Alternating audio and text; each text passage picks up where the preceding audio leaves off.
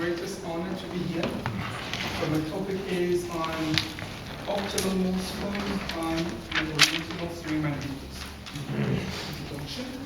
The Hegel diagram is a widespread and convenient way of presenting closed three-dimensional manifolds. The structure of these 2D graph diagrams of closed orientable three-dimensional manifolds has been largely discussed in algorithmic and computer methods for three-dimensional manifolds by Matthew and Clemente.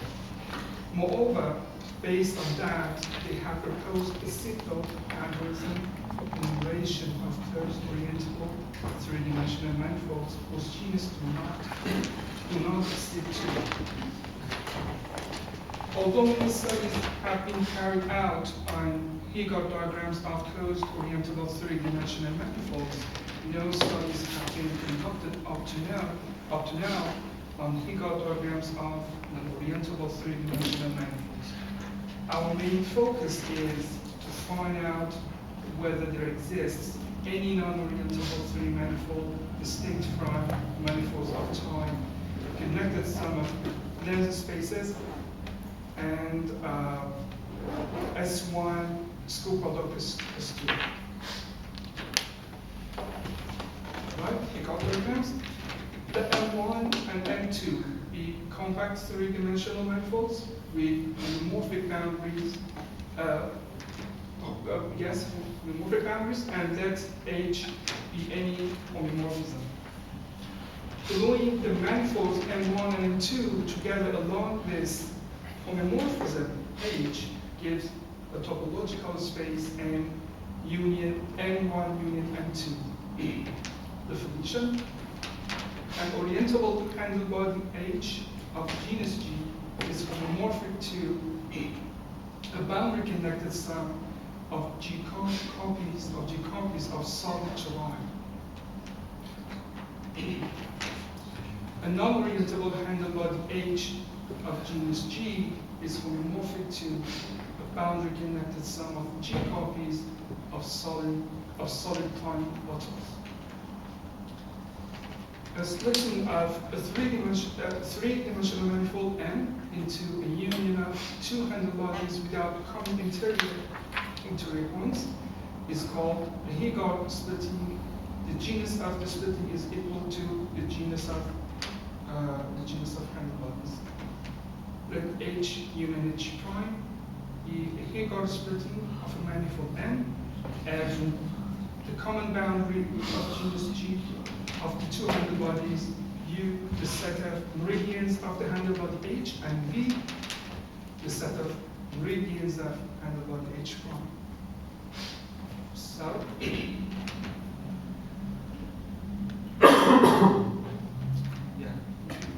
discuss this. Yes. So, the triple F, U, and V is called a Hegel diagram for the manifold M. The Hegel diagram, the triple F, U, and V is called normalized if among the regions into which the meridians split the surface, there are no limits.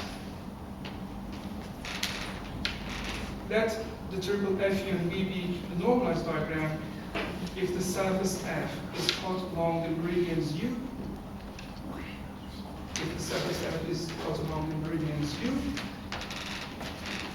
we obtain a sphere with, for our case, let's say that we are considering genus Hegel diagrams here. So we obtain a sphere with 4 poles, D1, D2, D3, and D4. And actually we get, these holes are divided into 2 pairs, D1 and D2 are glued together, D3 and D4 are glued together. And because it's important to know how are they glued, we better number them. We put numbers at every endpoint of the holes. And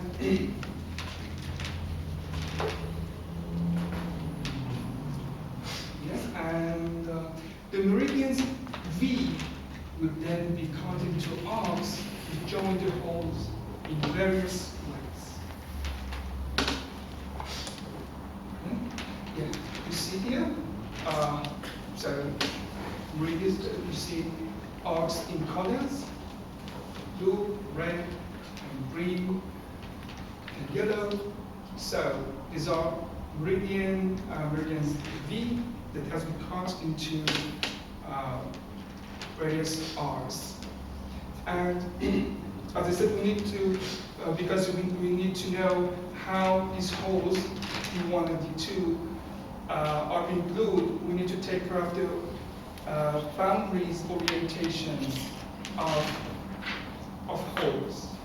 And since we are dealing with non-orientable case, we put -1, and by -1, we mean that, first of all, we are dealing with non-orientable case, and the orientation of D1 and D2 is the same, as you can see in this diagram. And for the second pair, this will be for the same holes. So we put minus sign above there to show that. And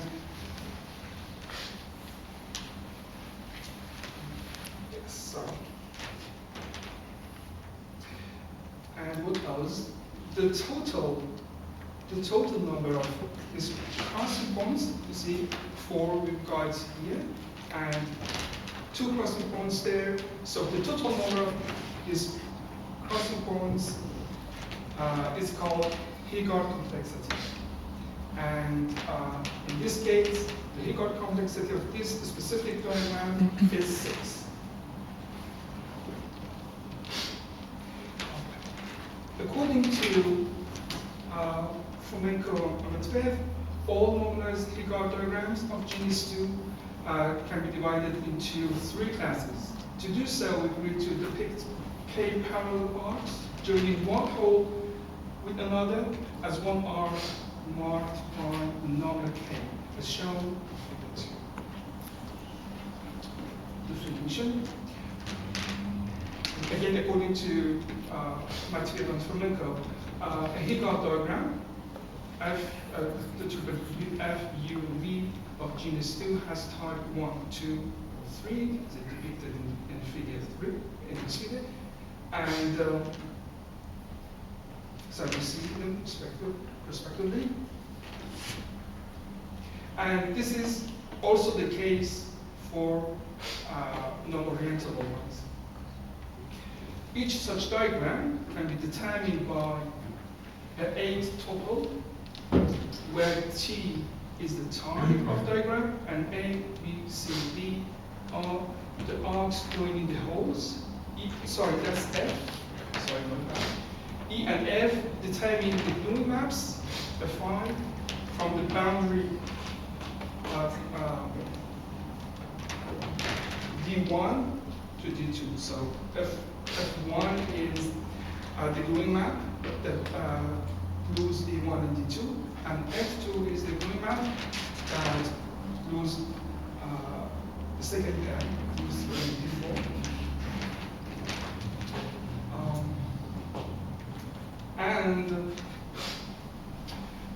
And G is defined to be 1, 0, 1, or 2, and 3 for if we got a case that both holes are orientable, we're going to have 2 plus. If one of them is orientable, the other one is non-orientable, we get 1 plus, 1 minus.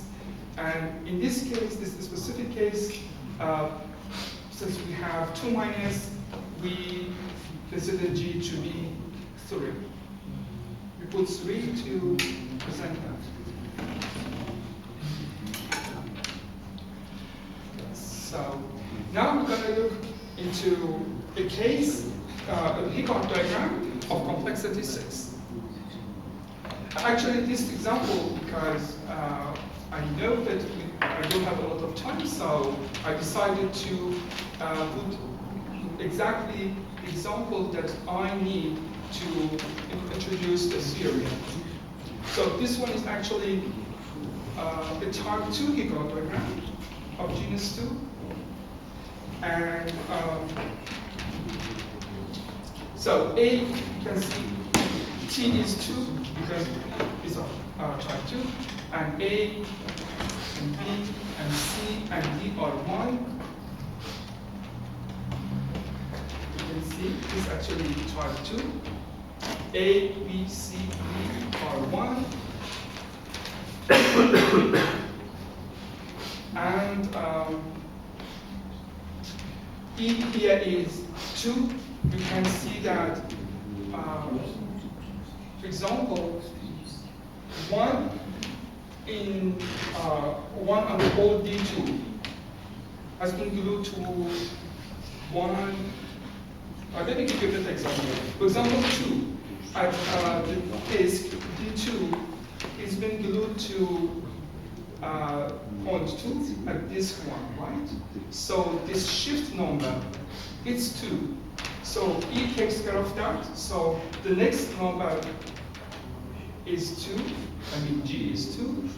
And the next one, H, is 0 for the next pair. And the next one, F, that takes care of the boundaries orientation, because we have 2 minuses, so the number would be 3.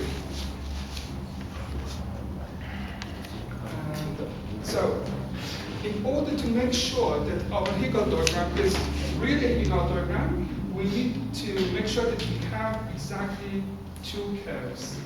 So if I start from 2 and the whole D2, because these holes are identified, I reach to 4, right?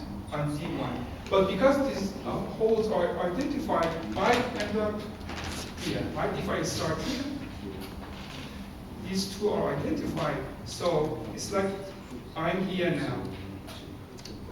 So, and then I end up here, point 2. Again, for the same reason, I have ended up where I started. So it's indeed a closed curve. So I need to make sure that I have one more. If I start, for example, from this point, I end up here. And because these holes are it's like I have ended up here.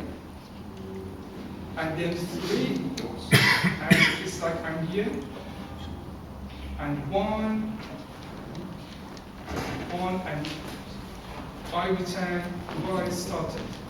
So far so good. I have exactly 2 curves. The other thing that I need to check is that the surface must be oriented. And as you can see, the surface has been divided into some regions. I'm going to make a graph, I'm going to draw a graph that its vertices are the regions divided by these R's. Oh, I'm sorry.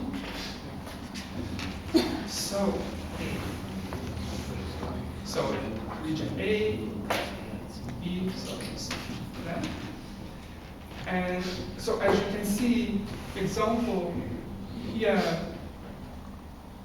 this segment, if I start from 3 to 2, right, has been glued to this region that is B, right? It's A, it's part of the region A, has been glued to part of region B. So I draw a line from A to B. And I put minus because I'm dealing with non-orientable case, right? So I put minus that. And then I have started, let's say, so I started here, right? So next one is, if I start from 2 to 1, it's like this segment in this region C, has been glued to 1. to 1, D. So C and D, I draw a line, and so I keep doing that, and I'm going to get this graph. So I need to make sure that I don't have any loop with negative sign, minus sign. So, for example, if I start here from A, if I go to B and I get 2 minuses, so I'm fine. If I start here, I get 4 minuses, I'm fine. And you can check. So everything is fine with this diagram. The last step is to make sure that the surface is connected. So here is the same surface, but here this time I need to have 4 curves. So if I start at the end of B, at this point, I end up beginning of A, so this is here.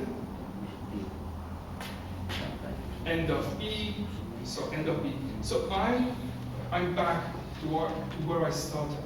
So it's one closed curve. So and next one is if I start from the beginning of C, you see this direction, so it's beginning of C. So I go this direction, and it's end of D. So end of D, and this beginning of C, I believe, and it's end of D, end of D. Okay. And now I write at beginning of C. Beginning of C is here, right? So I believe I started here exactly. So this is my second closed curve. Now I need to look for the third one. If I start from here, beginning of D, since these are identified, so beginning of D. So I started here, right? So let me check. Oh, if I start, sorry, I should go this direction. So because it's at the beginning of D. So and then it's end of F. And then, so I can do the same for, I can finish it, and I can do the same for the last curve. And indeed, we're going to get 4 closed curves. So the surface is connected, and this diagram is indeed a Hegel diagram.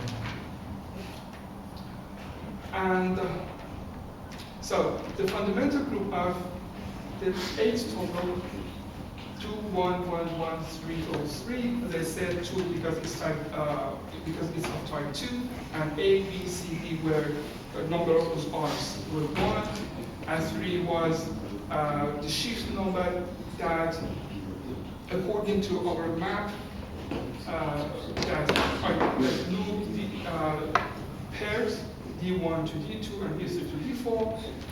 So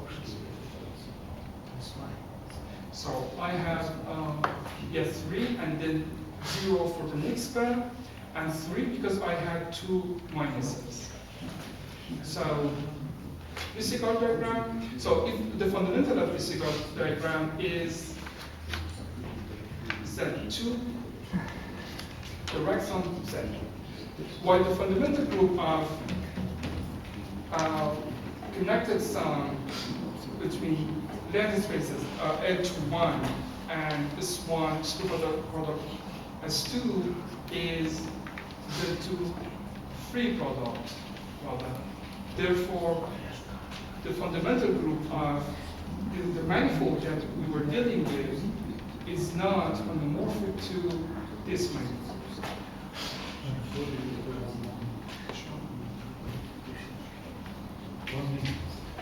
Oh, one minute left? All right, I'm almost done.